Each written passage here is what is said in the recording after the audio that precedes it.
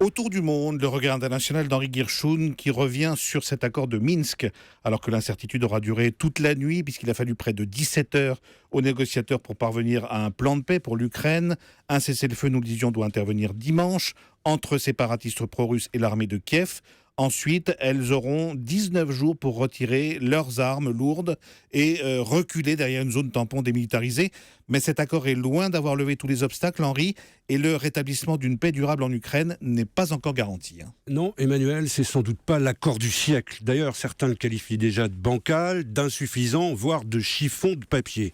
Il faut dire que les mines presque défaites et les propos des uns et des autres après cette nuit marathon n'encouragent personne à faire preuve d'un optimisme béat. Une Angela Merkel qui affirme se faire aucune illusion, un François Hollande un peu alerte, mais qui insiste sur tout ce qui reste à faire, un Vladimir Poutine qui reste sur son quant à soi, sauf pour s'adresser à la presse russe avec l'air bravage de celui qui n'a rien lâché, ce qui se confirmera par la suite quand on apprendra qu'il a d'ailleurs refusé de parapher le document final.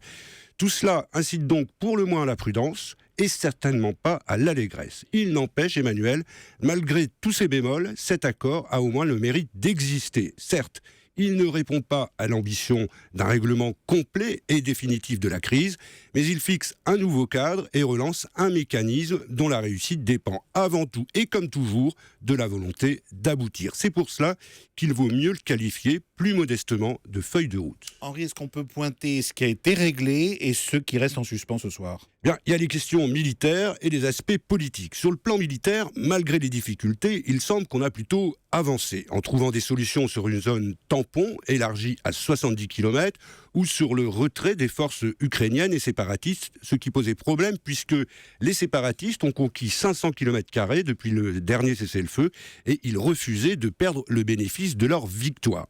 On s'est mis d'accord aussi sur le retrait des armes lourdes et sur les échanges de prisonniers. En revanche, sur les points politiques, là, il semble que rien n'a vraiment été tranché, ni sur le statut des territoires séparatistes, ni sur l'organisation d'élections, ni sur les modifications de la Constitution. Quant à la surveillance de la frontière russe, un point très important, là encore, le texte de l'accord est très flou.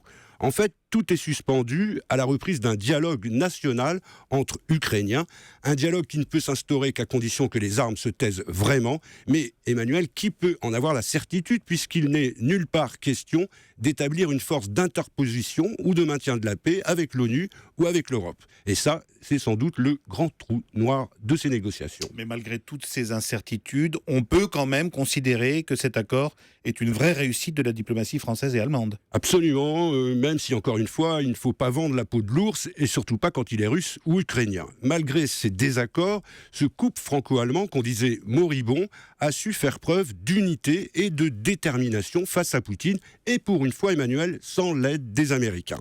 Souvenez-vous de ce mot cruel d'Henry Kissinger sur cette Europe qui n'avait même pas de numéro de téléphone. Eh bien, à défaut de téléphone, l'Europe a montré ces derniers jours qu'elle pouvait au moins avoir un visage, plus exactement un double visage, celui d'Angela et de François. Force et fragilité de l'accord de Minsk sur l'avenir de l'Ukraine dans le regard international d'Henri Guirchoun. Merci Henri.